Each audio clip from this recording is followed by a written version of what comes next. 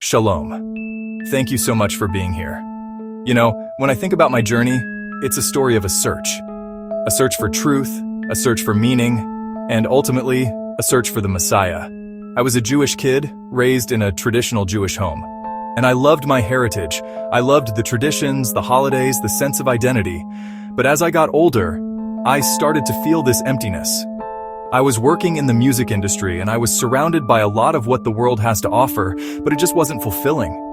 There was this spiritual hunger, a longing for something real. I remember I was in my late teens and I just started this habit of meditating. I wasn't really praying to anyone in particular. I was just trying to connect with something, to find some inner peace. And one day, something absolutely incredible and supernatural happened. I was meditating and I just had this profound out-of-body experience. My soul, I don't know how to describe it any other way. My soul felt like it vibrated and just left my body, and I found myself standing in what I can only describe as heaven. I was standing before a king on a throne, and this presence, it was just so powerful. There was a sense of authority, of majesty that words can't even begin to capture. But at the same time, it was the most overwhelming feeling of love, of peace, and of a joy so pure and so perfect that I'd never experienced anything like it before. I didn't know who this was. I had no concept of Jesus. But in that moment, I knew. I knew I was in the presence of God. And I knew that this King, this Messiah, was Yeshua. I came back to my body and I was just a mess. I was in tears, my heart was racing, I couldn't explain it. I tried to go on with my life as if nothing had happened, but I was changed. I had this profound experience, but I didn't know what to do with it. I had no context for it. Shortly after that, a close friend of mine, a Christian, came to me and he said, "Jason, let me ask you a question. This is a passage from a book. Do you think it's from the Old Testament or the New Testament?" He started to read from Isaiah chapter 53.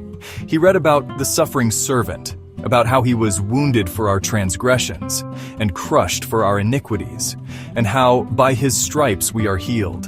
And I thought, oh, this is easy. This is so clearly about Jesus. It has to be from the New Testament. I gave him this confident answer, that's from the New Testament. And he just looked at me and smiled and said, "No, Jason, that's from the Jewish prophet Isaiah." And that just hit me like a ton of bricks.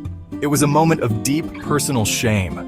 I realized that my Christian friend knew more about my own Jewish Messiah than I did. That was a moment of deep spiritual provocation for me. It forced me to confront what I thought I knew about my faith. He invited me to a Messianic Jewish congregation. I was hesitant, but I went. And as I sat there, I felt the Holy Spirit move. I started to hear the songs, the prayers, and the teachings, and they resonated with my soul in a way that I had never experienced before. I gave my life to Yeshua, right then and there, and the rest, as they say, is history. I started reading the New Testament for the first time and it was like a homecoming. It wasn't something foreign to me. It was Jewish. It was the fulfillment of everything I had been taught as a child. The traditions, the prophets, the Torah, it all pointed to one person. I came to understand that my belief in Jesus wasn't a rejection of my Jewish identity. It was the ultimate fulfillment of it. He is the Jewish Messiah. And my journey, from a searching young man to a Messianic rabbi, is all a testament to the fact that God is faithful to his promises, and he will reveal himself to those who seek him.